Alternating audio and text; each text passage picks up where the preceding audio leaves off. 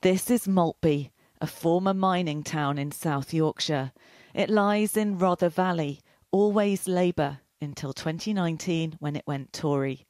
As the campaign here gets underway, this is what people on this estate want to talk about. A row of empty, disused former homes, known here as the derelicts. They've been like this for around a decade. The estate is called Little London, but nicknamed Little Beirut for its resemblance to a war zone. The banner promises improvement work, but residents say they've heard it all before, yet never see any action. The homes around are all privately rented.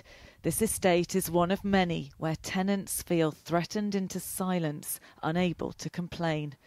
Aaron and his boys live over the road. He works in construction, his wife is a paramedic.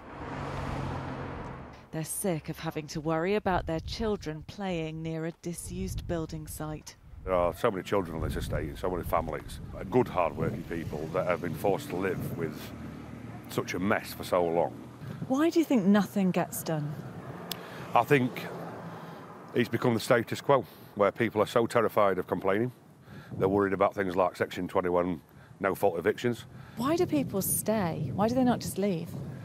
The rent's incredibly cheap around here. People have been forced to have to live in these properties because they cannot afford anything better. The poor design and flat roofs mean water seeps in, leaving them mouldy and damp inside. Like many private tenants across the country, people here have felt powerless to take on the people who own their homes.